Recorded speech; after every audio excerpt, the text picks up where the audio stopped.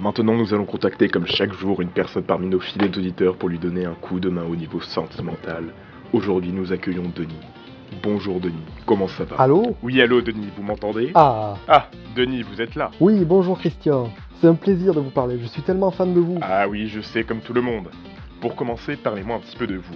Quel est votre métier? Je suis ingénieur en géolatex. Ça doit être passionnant tout ça. Alors dites-moi, Denis, ce matin, vous nous avez envoyé un message à moi et à toute l'équipe quand vous avez eu une dispute avec votre femme. Est-ce que c'est le confinement qui rend les choses difficiles avec elle? Oh, ne m'en parlez pas, hein. Ça l'a rendu complètement zinzin. Racontez-nous ce qui s'est passé, Denis. Eh bien voilà Christian, hier, on a organisé un Skype avec tous les copains. J'étais tellement impatient de les revoir. Sauf qu'au moment même où on allait commencer à jouer à des jeux tous ensemble, elle s'est énervée contre moi et m'a ridiculisé devant eux. Et donc ils ont pas voulu jouer. Oui, bon, j'imagine que cela n'a pas dû beaucoup vous plaire. Ces amis comptent-ils beaucoup pour vous? Ah ça oui. Vous les voyez souvent? Oh ben au moins 2 fois par semaine. Hein. Et qu'aviez-vous l'habitude de faire avec eux? Vous avez parlé de jeux. C'était quoi? Pétanque? Pas vraiment, mais on va dire que ça se joue aussi avec des boules. Hein? Comment ça? Croquet? Bowling? Non, nous sommes un groupe d'échangistes très amicaux. Comment ça se passe au quotidien avec les tâches ménagères, les courses? Est-ce que vous l'aidez? Bien sûr, c'est moi qui m'occupe des provisions. J'ai pris de quoi tenir quelques semaines. Des pâtes et du PQ, les classiques? Non, des capotes. Le reste, c'est elle qui s'en occupe. Hein. Quoi? Mais vous êtes complètement con, c'est pas Tout calme, possible. tout calme, Christian, je m'en occupe. Bonjour Denis, c'est Jean-Michel Empathie à l'appareil, l'expert en relations de l'émission. Bonjour Jean-Michel. Écoutez, je ne suis pas d'accord avec la manière avec laquelle vous traitez votre femme. Vous ne pouvez pas constamment faire passer votre plaisir avant ses besoins à elle. Non mais oh, je suis absolument pas un obsédé. De quel droit vous me parlez comme ça, monsieur Empathie? Je devrais vous traîner en justice, ou même pire, vous donner la fessée. C'est une pratique très courante pour donner la punition chez les échangistes, et je peux vous assurer que ça fait son effet. D'accord, On va eh bien, plus venir merci les autres Denis de après. nous avoir rejoints. Alors ramenez-vous super jusqu'à Denis, chez moi, super. que je baisse votre pantalon et que je... Et maintenant, chers auditeurs, passons au bulletin météo.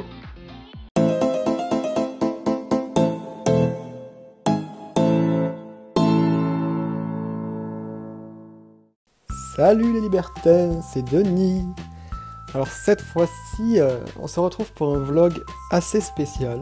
En m'ennuyant, j'ai réfléchi à ma vie et j'ai pensé à toutes les partenaires que j'ai pu avoir. Et vu que je ne me suis pas tout le temps protégé, j'ai pensé aussi à toutes celles que j'aurais pu mettre enceintes. Alors j'aimerais dédier ce vlog à tous les enfants que j'aurais pu avoir. Et vu qu'ils doivent être assez jeunes, je vais donc vous raconter et leur raconter une petite histoire. L'histoire du petit chaperon rouge.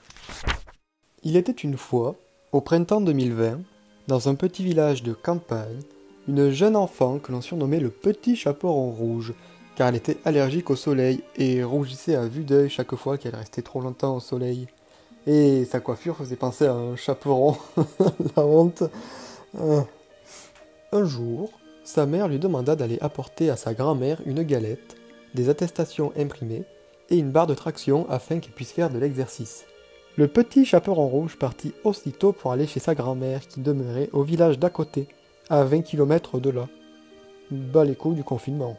Elle commença donc sa route, mais la malheureuse ne sait pas ce que l'histoire lui réserve.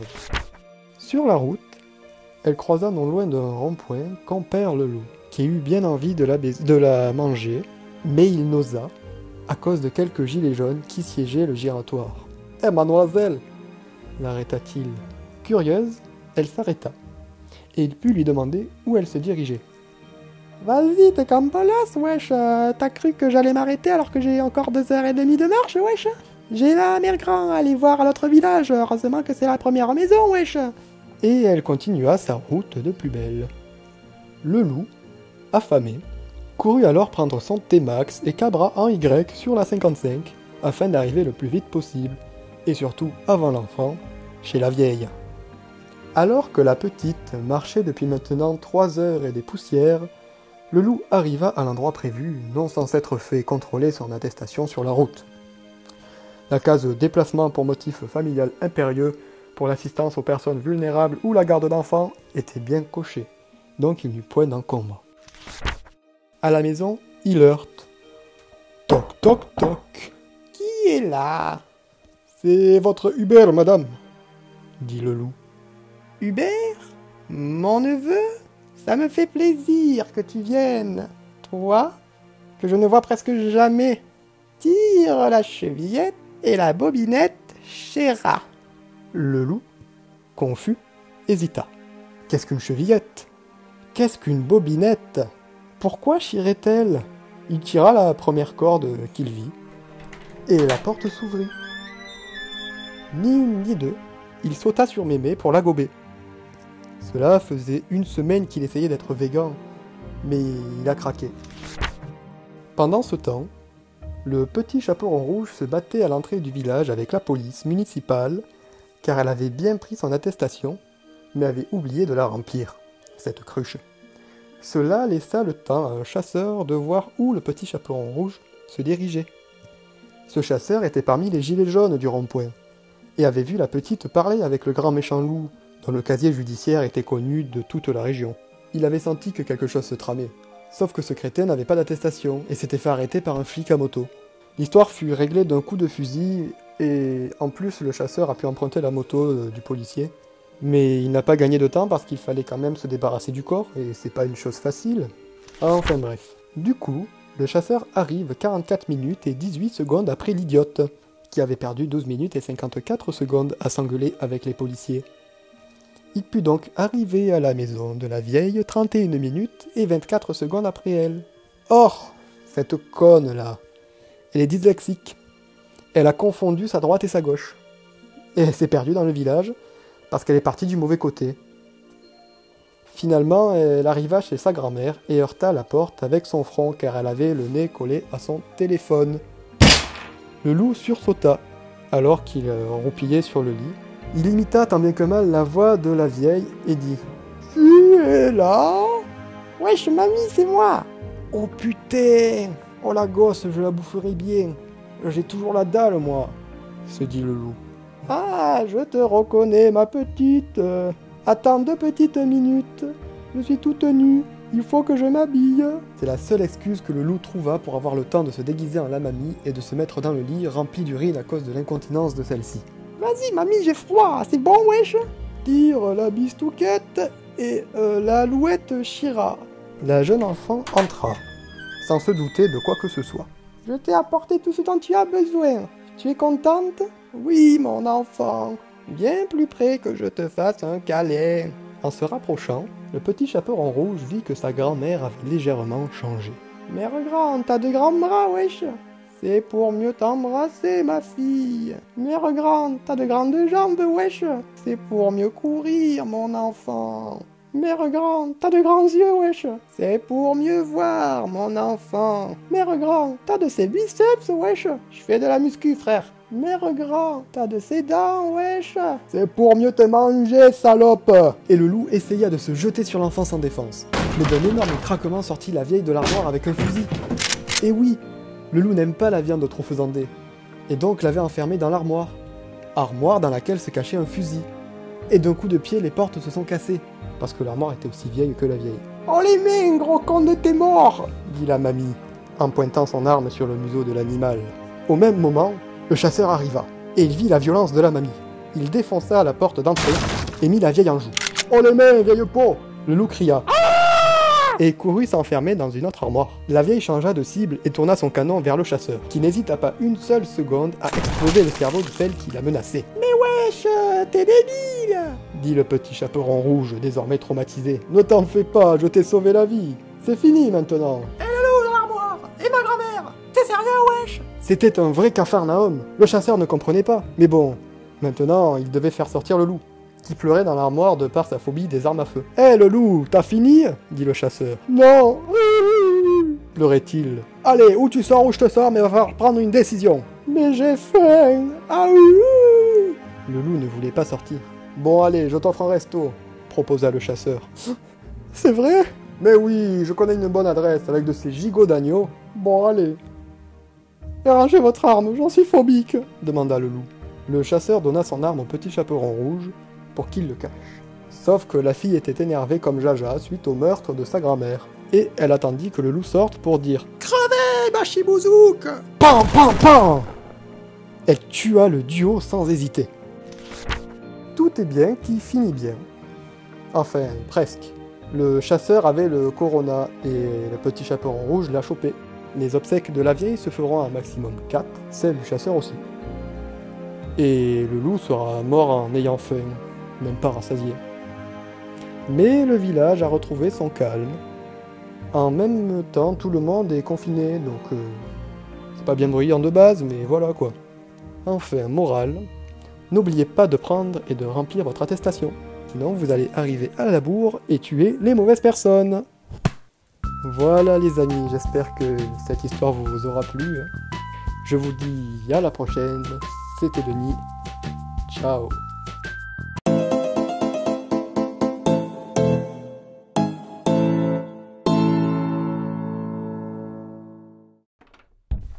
Maryse, chérie, c'est moi, je suis revenu, cette fois je ramène aucune amende.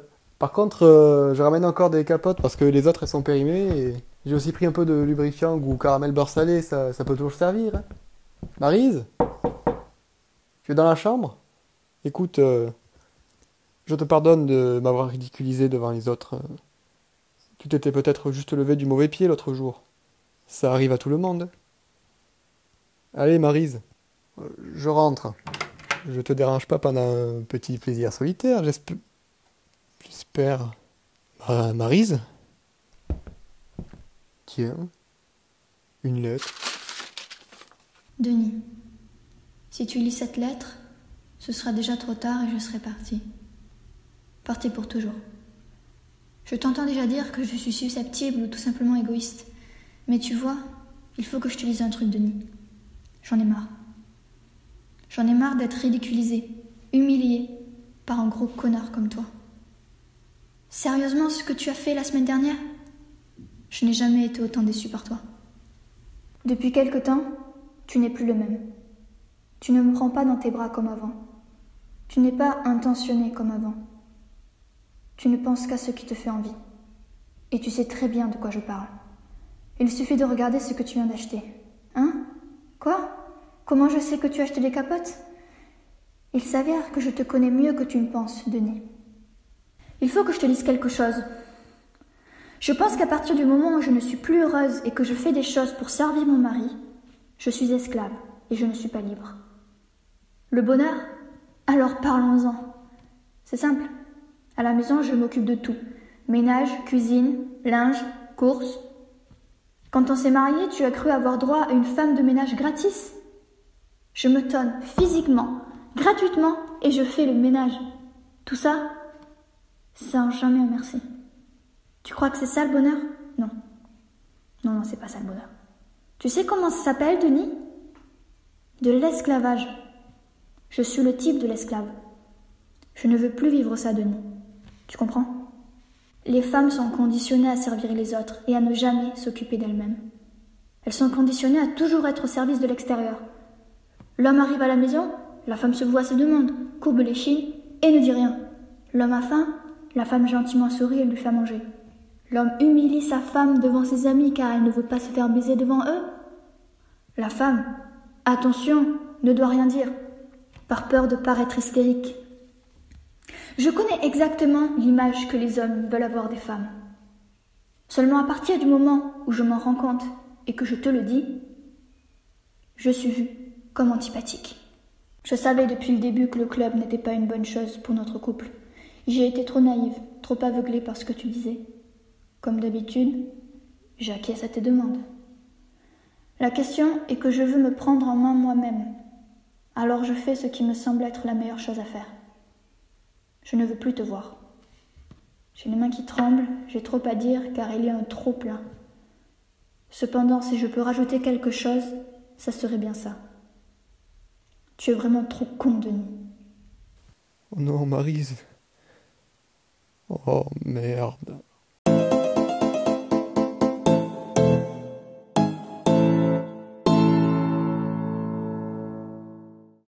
Salut les libertins, c'est Denis. 10e jour de confinement, je crois. J'ai un peu perdu le compte.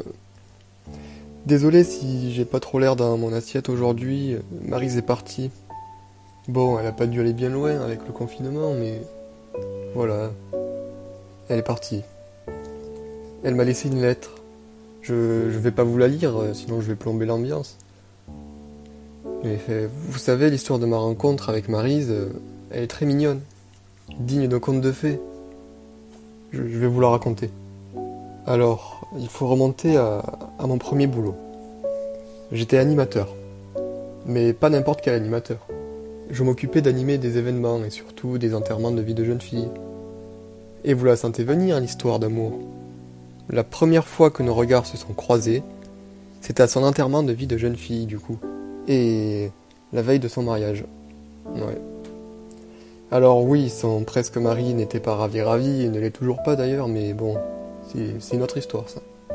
Pour en revenir à la fête, on m'avait engagé pour que je sois un contrôleur du fisc. Et évidemment pour que je fasse mon numéro habituel de striptease. C'était chez une de ses amies, on m'avait demandé d'arriver et de toquer à la porte à 22h pétantes. Et au moment venu, on m'a ouvert. Il y avait de la musique, des spots, on n'y voyait pas grand chose. Puis on m'a guidé vers une chaise où était assise Maryse.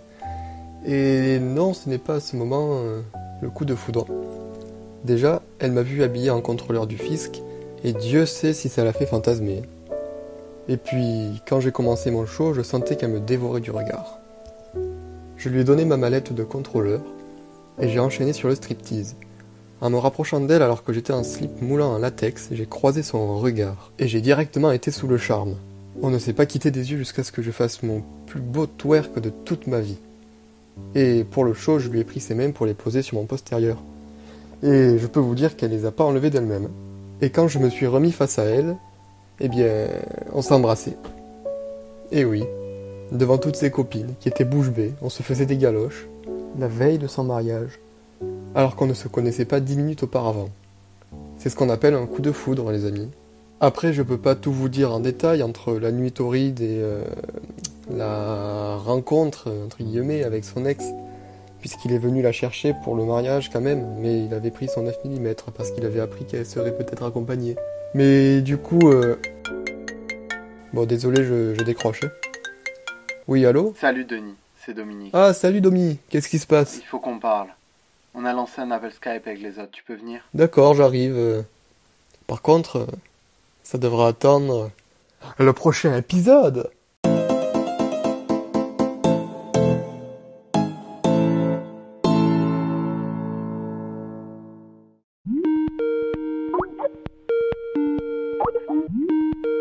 Coucou tout le monde. Denis, assieds-toi. Oh, des ordres ? On commence dans le vif. J'aime ça, vous avez besoin que je prenne les menottes ? Non, Denis, on a besoin de te parler sérieusement. Oh, d'accord. Vous voulez qu'on fasse un jeu de rôle ? Donc je dois jouer qui ? L'écolier qui se fait punir ? Bon, Denis, tu fermes ta gueule, sinon je viens chez toi et je te découpe ta queue au cutter. Je suis pas trop dans le BDSM. Nom de Dieu, qu'est-ce qu'il est con. Maryse avait raison. Denis, s'il te plaît, c'est vraiment important. D'accord. Mais après on fait zizi pampan, hein ? Allez, je vous écoute. On sait que Maryse est partie. Hein ? Comment vous pouvez être au courant ?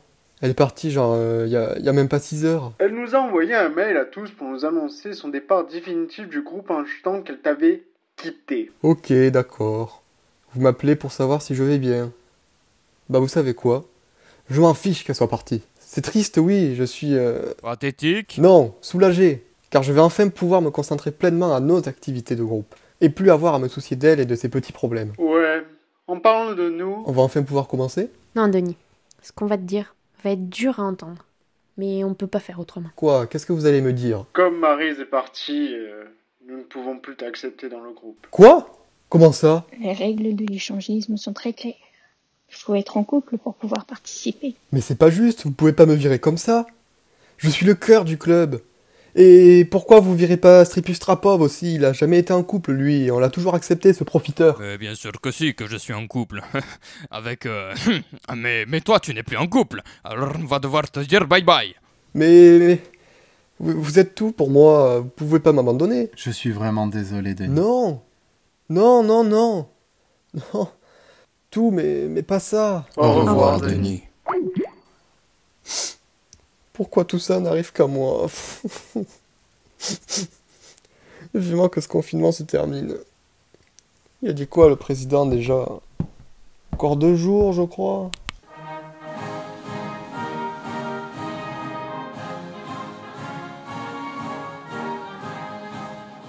Françaises, Français, mes chers compatriotes, je tiens tout d'abord à vous remercier pour le courage dont vous avez fait preuve durant cette période de confinement.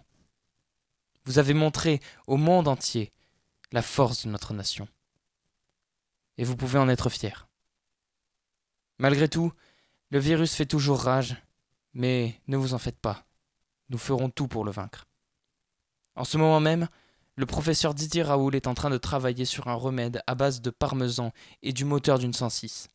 Cependant, pour être sûr que ce traitement fonctionne, il va falloir du temps. C'est pour cela que je dois vous demander, le cœur lourd, de rester chez vous encore un moment. La date du début du déconfinement n'est pas encore fixée, mais sachez que nous travaillons avec arrachement pour que nous puissions reprendre notre vie d'avant.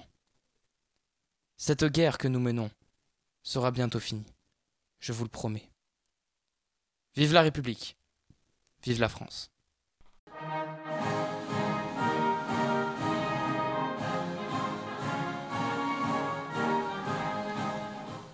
Oh merde.